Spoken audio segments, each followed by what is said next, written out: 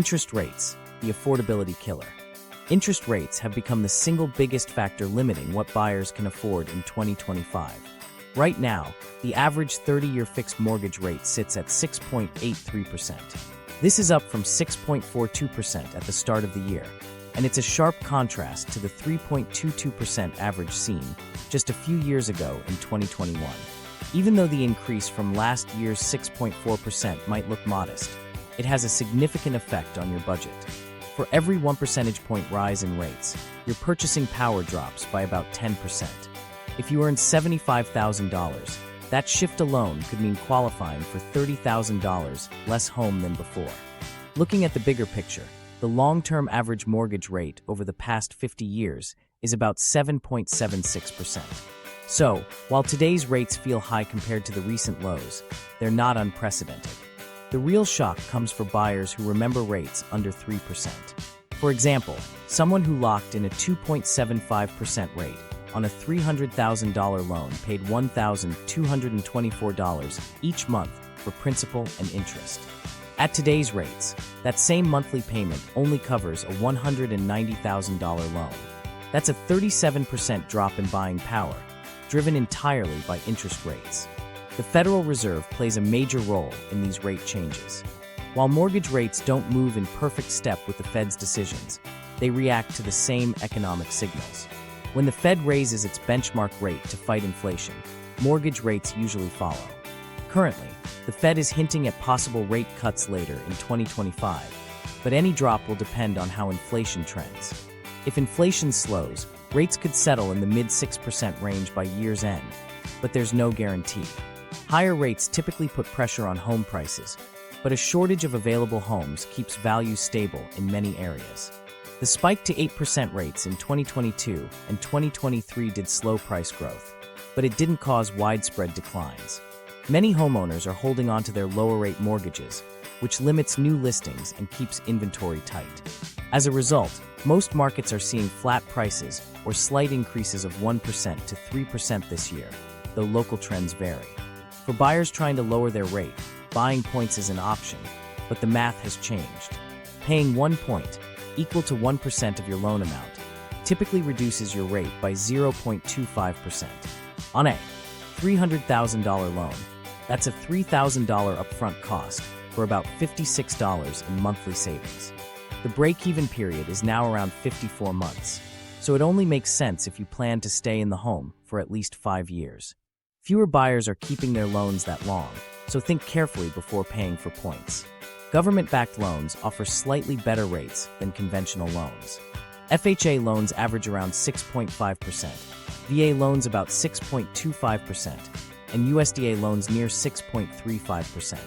These rates are typically 0.25% to 0.5% lower than conventional loans, but they come with extra costs like mortgage insurance or funding fees. VA loans offer the best deal for those who qualify, with no down payment and lower rates, though the funding fee can offset some of the savings. Your credit score has a bigger impact on your rate than ever before. A score of 760 or higher might qualify you for a 6.5% conventional rate, while a 680 score could mean 7%. If your score is under 660, expect rates of 7.5% or more. Every 20-point jump in your score usually lowers your rate by about 0.125%.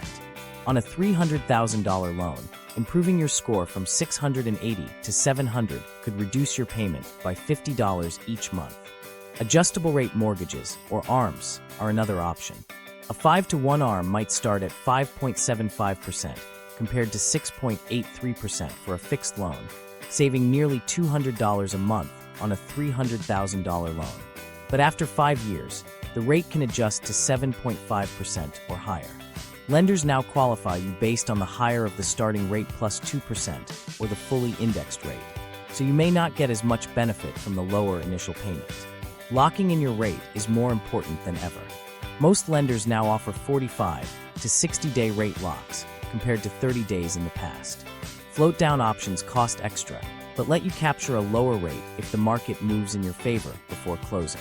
Since rates can swing by 0.125% or more in a single day, timing your lock can make a real difference in your total loan cost.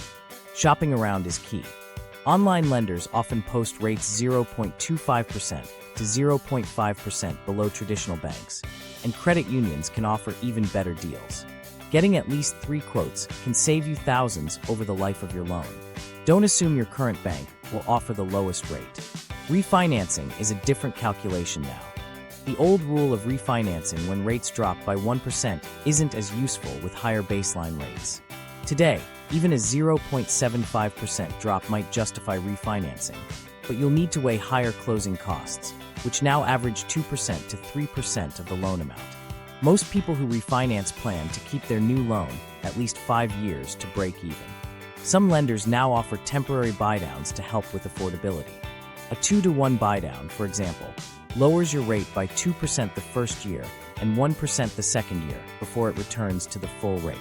This option requires an upfront fee, but can make the first 2 years more manageable. However, these loans end up costing more if you keep the home long-term, so they work best for buyers who expect their income to grow or plan to refinance. Interest rates set the framework for what you can borrow, but lender approval is only part of the story. The next step is to see how much home you'll actually qualify for with a $75,000 salary, and why that number might not fit your real-life budget. What lenders approve versus what you can handle. When lenders review your application, they focus on what their formulas say you can afford, not necessarily what will fit your actual budget. For someone earning $75,000 a year in 2025, lender approvals typically land between $225,000 and $275,000 for a home, assuming you have a 20% down payment and little to no other debt. This translates to a monthly payment in the range of $1,500 to $1,800, including taxes and insurance. But these numbers are based on gross income, not the amount you actually bring home after taxes and deductions. Gross income is the starting point for lender calculations, but take-home pay is what matters for your day-to-day living. On a $75,000 salary, you might see $4,500 each month after federal taxes, Social Security, health insurance, and retirement contributions. If your mortgage payment is $1,700, that's about 38% of your net income, even though lenders only see it as 28% of your gross. This difference becomes even more pronounced when you add in utilities, home maintenance, and other recurring costs that lenders don't count toward your debt-to-income ratio. Lenders use the 28 of 36 rule to set limits. Ideally, your mortgage payment should not exceed 28% of your gross income, and your total monthly debt payments, including housing, should stay under 36%.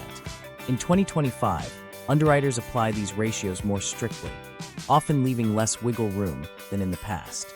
While these standards provide a baseline, they don't reflect real-world spending patterns or unexpected costs. Looking at your personal budget tells a different story. After accounting for a $1,700 mortgage, you're left with about $2,800 per month for everything else. Typical expenses might include $600 for car payments, $400 for student loans, $800 for groceries, $300 for utilities, and $500 for transportation. This leaves a slim margin for entertainment, savings, or emergencies. Even a small unplanned expense can push your budget into the red if you're spending at the top of your lender-approved range. Emergency savings are another factor. Most lenders want to see at least 2 months of mortgage payments in reserve, but financial planners recommend building 6 months of living expenses. For someone earning $75,000, that means saving up to $27,000, a difficult goal for many buyers, especially those currently paying rent. Household structure also affects what you can handle. Dual-income households often qualify for more because lenders see less risk, but fixed expenses like utilities don't double just because 2 people are paying. If one earner loses their job, the payment can quickly become unmanageable. This risk is less for single earners, but the approval amount will likely be lower. Retirement contributions have a direct impact on affordability. Every dollar you put toward a 401k or IRA reduces your available cash for housing. For example, contributing 10% of your salary means $625 less each month to put toward a mortgage. While some buyers pause retirement savings to buy a home, This can have long-term consequences that lenders don't factor into their approval process. Maintenance and repairs are ongoing costs that can't be ignored. Experts suggest budgeting 1% to 3% of your home's value annually for upkeep, which translates to $2,500 to $7,500 a year on a $250,000 home. Major repairs, like a roof or HVAC replacement, can cost thousands and often come up with little warning. Location also plays a role in affordability. Urban homes might come with higher utility bills, parking fees, or special assessments. Suburban and exurban homes could mean longer commutes and higher transportation costs. These are not included in lender calculations, but will affect your monthly budget. Lifestyle choices matter too. Frequent dining out, travel, or hobbies can all reduce what you can truly afford for a mortgage. Lenders don't ask about these habits, but they make a big difference in your financial comfort. The gap between what lenders approve and what buyers can comfortably handle has grown in 2025. Higher rates and inflation mean that lender-approved payments now push many buyers to the edge of their budgets.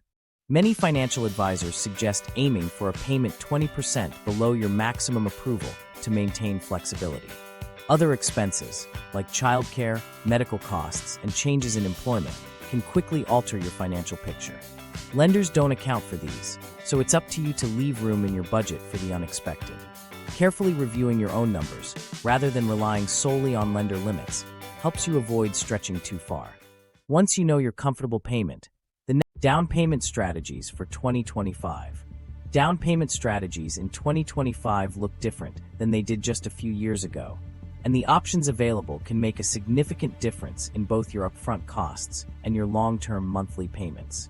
The minimum required down payment depends on the loan program you choose. For conventional loans, first-time buyers can put down as little as 3%, while repeat buyers typically need at least 5%.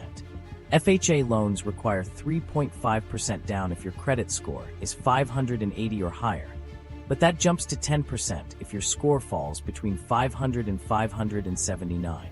VA loans remain one of the few options with zero down payment for eligible service members and veterans, and USDA loans also offer no money down options in designated rural areas. Jumbo loans, which cover amounts above conventional loan limits, usually require at least 10% down, and some lenders ask for 20% or more for loans over $1 million. Putting down 20% is the traditional standard to avoid private mortgage insurance, but that's a major hurdle for many buyers.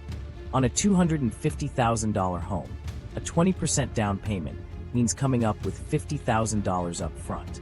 For many, this isn't realistic, so accepting PMI until you reach 20% equity is common. PMI adds $70 to $150 per month, depending on your credit score and loan size. In 2025, lenders typically remove PMI automatically once you reach a 78% loan-to-value ratio, which is usually after 5 to 7 years of payments. Some lenders now offer lender-paid PMI, where you accept a slightly higher interest rate instead of monthly PMI payments. This can help with monthly cash flow, but it often costs more over the life of the loan. Gift funds are still allowed for down payments, but the documentation requirements are stricter than before. If you receive a gift, you'll need a signed letter from the donor stating the money isn't a loan, along with 2 months of bank statements showing the funds moving into your account. Gifts over $18,000 per donor are now subject to IRS reporting, and some lenders may ask to see proof that the donor can afford the gift, especially if the amount is large relative to their income. Down payment assistance programs have grown in 2025. Many states and cities now offer grants or low-interest loans that cover 3% to 5% of the purchase price. These programs usually have income limits, often between $75,000 and $100,000 for single buyers, and may require you to complete a homebuyer education course. Some employers in high-cost areas also offer down payment help as a benefit, with amounts that can range from $5,000 up to $25,000, sometimes with vesting requirements if you leave the job. The size of your down payment can affect your interest rate. Putting 20% down usually earns you a rate that's 0.125% to 0.25% lower than putting 5% down. Some lenders give small additional discounts for 25% or 30% down, but the benefit diminishes as the down payment gets larger. For jumbo loans, rate discounts can continue up to a 40% down payment. How you save for your down payment matters, too. If you plan to buy in the next 3 to 5 years, keeping your funds in a high-yield savings account or certificate of deposit is safer than investing in stocks. High-yield savings accounts now offer 4% to 5% interest, while the risk of market downturns could delay your purchase if you invest aggressively. Some buyers use a blended approach, keeping the amount they need in safe accounts and investing any surplus. Alternative paths like rent-to-own agreements are more common in today's market. These contracts allow you to rent a home with the option to buy later, with a portion of your rent credited toward your down payment. In 2025, these agreements must be recorded with the county and clearly define how the purchase price will be set. Some now include caps on the maximum mortgage rate you'll pay if you decide to buy at the end of the lease. Family loans are another strategy, but they must be properly documented. Lenders require a formal promissory note with a market rate interest rate to distinguish a loan from a gift. If structured correctly, family loans can count as secondary financing, but the monthly payments are included in your debt-to-income calculations. Most lenders require that these payments stay below 5% of your gross monthly income and be repaid over a 10-year term. Retirement accounts can also be used, but with restrictions. First-time buyers can withdraw up to $10,000 from an IRA without penalty, though you'll still owe income tax. With a 401k, you can borrow up to $50,000 or 50% of your vested balance, whichever is less, and must repay the loan within 5 years. Some state programs allow penalty-free withdrawals from retirement funds for home purchases if certain requirements are met. Some local governments and nonprofits offer secondary financing in the form of silent second mortgages or forgivable loans. Silent seconds require no payments until you sell or refinance the home, while forgivable loans reduce the balance each year you stay in the home, sometimes disappearing entirely after 5 years. These programs can bridge the gap if you're close to your savings goal, but not quite there. Choosing the right down payment strategy means weighing your upfront costs, monthly budget, and long-term financial stability. The right approach leaves you with enough reserves for emergencies and maintenance, not just the minimum needed to close. As you prepare to apply, another factor that can make or break your approval is your credit profile. Credit score secrets for better approvals. Lenders in 2025 have raised the bar when it comes to credit scores, and understanding how your score is calculated can make a real difference in your approval odds and the rate you're offered. For conventional loans, the minimum qualifying score is now 640, up from 620 in previous years. FHA loans still allow scores as low as 580 for a 3.5% down payment. But if your score falls between 500 and 579, you'll need to put down at least 10%. VA loans technically have no set minimum, but most lenders look for scores of at least 580 to 620. USDA loans generally require a 640 or higher, and jumbo loans, which cover larger amounts, usually demand a score of 700 or above. Credit utilization is one of the most influential factors in your score. Lenders look at both your total revolving debt and how much you owe on each individual credit card. The sweet spot is keeping your overall utilization under 10%, but staying below 30% is essential. Even if your total utilization is low, having any single card with a balance above 50% of its limit can cause your score to drop. Paying down balances before your statement date, or even making multiple payments each month, can help ensure that the lowest possible amounts are reported to the bureaus. If you need to improve your score quickly, certain actions are more effective than others. Paying credit cards down below 20% of their limits before the statement closes can boost your score in as little as a month. Disputing old collections, especially those nearing the 7-year mark, can sometimes result in their removal. Becoming an authorized user on an established account with a perfect payment history can help, but lenders now look more closely at how long you've been on the account and whether you actually use the card. Some will disregard authorized user accounts entirely if they suspect you're not the primary user. Removing late payments through goodwill requests is still possible, but success rates are higher if you have a strong overall payment history. Recent changes to how medical debt is reported have eased the impact on credit scores. Medical collections under $500 no longer count against you, and even larger unpaid balances hurt less than before. Paid medical collections do not improve your score, but they also don't count against you. Medical debt now only appears on your credit report after 180 days of delinquency, giving you more time to address bills before they affect your mortgage application. Lenders also consider the mix of credit you have. A healthy profile includes both installment loans, like auto loans or student loans, and revolving accounts, such as credit cards. Having only one type of account can slightly lower your score. Opening a small installment loan before applying for a mortgage can sometimes help, as long as you make on-time payments and keep balances low. Inquiry patterns are another area lenders scrutinize.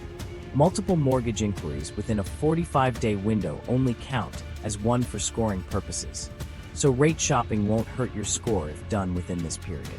However, applying for other types of credit, like auto loans or new credit cards, within 30 days of your mortgage application can raise concerns. It's best to avoid any new credit activity in the months leading up to your application. Rent reporting services have become more important. If your landlord or property manager reports your on-time rent payments to the credit bureaus, it can help establish a positive payment history, especially for first-time buyers. Even if your rent isn't reported, you can show canceled checks or bank statements for the past year to strengthen your application. Timing your credit actions matters. Most lenders prefer to see 2 months pass between any major credit changes and your mortgage application. Opening or closing accounts right before applying can cause your score to fluctuate, and it typically takes 30 to 45 days for changes to be reflected in your score. Checking your credit at least 90 days before you start the application process gives you time to address any issues. Lenders now pay closer attention to the differences between your 3 bureau scores. They use the middle score for approval, but if there's a gap of more than 20 points between bureaus, they may ask for explanations or additional documentation. Monitoring all 3 reports helps you catch errors or discrepancies early. Understanding how credit scores work and taking targeted steps to improve yours can open the door to better rates and smoother approvals. But even with a strong credit profile, many buyers overlook the extra costs that come with purchasing a home. These expenses can add up quickly and catch first-time buyers off guard. Hidden costs first-time buyers Mississippi. Many first-time buyers focus on the down payment and monthly mortgage, but there are a range of additional costs that can significantly affect your budget. Closing costs are one of the largest early expenses, averaging 2% to 5% of the purchase price in 2025. On a $250,000 home, you should expect to pay between $5,000 and $12,500. These costs cover lender fees, third-party charges, and prepaid items. Lender fees include origination, processing, and underwriting, which together often total 1% to 2% of the loan. Third-party fees include the appraisal, credit report, flood certification, and title services. Prepaid items are upfront payments for homeowners' insurance, property taxes, and daily interest from closing to the end of the month. Setting up an escrow account requires a substantial upfront deposit. Lenders usually collect several months of property taxes and insurance premiums at closing. In high-tax states, this can mean paying thousands more than you expected. Even if you opt out of escrow, you'll still need to show enough cash reserves to cover these expenses.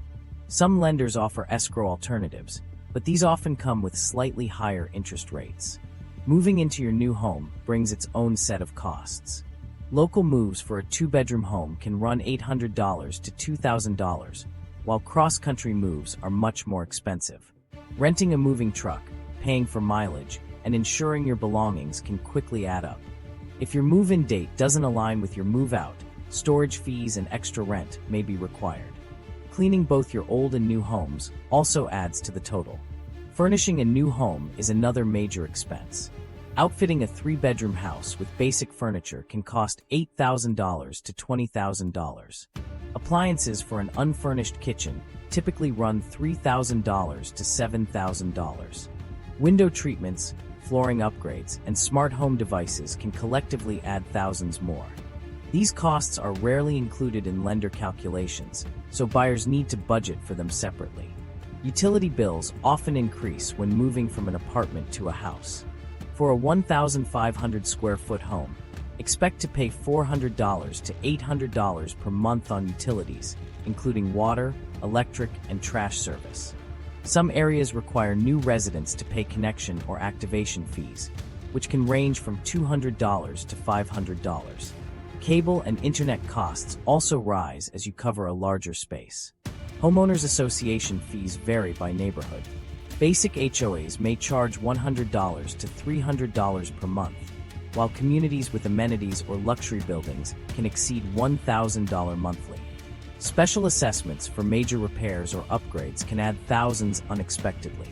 Lenders consider regular HOA fees in your approval, but generally don't factor in special assessments. Renovation and repair costs should not be overlooked. Inspection reports can reveal needed repairs that cost $5,000 to $15,000 or more. Cosmetic updates like painting and flooring often run several $1,000s. Older homes may require significant investment in plumbing, electrical, or roofing. Permit fees for renovations can add another layer of expense. Tax rules for homeowners have changed. The mortgage interest deduction now caps at $500,000 for single filers and $750,000 for joint filers. Property tax deductions are limited to $10,000, including state income taxes. Points paid on refinances must now be spread out over the life of the loan, and home office deductions require stricter documentation. Transfer taxes are another line item many buyers overlook. Certain states and cities impose taxes on property transfers, which can add several $1,000s to closing costs. These fees are listed on your closing disclosure, but may not be discussed early in the process. Home warranties can provide peace of mind, but they come with their own costs and coverage limits. Annual premiums typically range from $500 to $900, with service call fees and coverage caps. Major systems may require additional coverage, and many policies exclude pre-existing issues. Landscaping and maintenance costs can be substantial for new homeowners. Lawn equipment, irrigation, tree care, and pest control are all recurring expenses. In colder climates, snow removal adds another seasonal cost. Pest inspections and treatments are sometimes required before closing, depending on your location. While a basic inspection is inexpensive, treatments for termites or rodents can cost thousands. Ongoing pest control is another annual expense to consider. Careful planning for these costs will help you avoid surprises and keep your finances stable as you settle into your new home.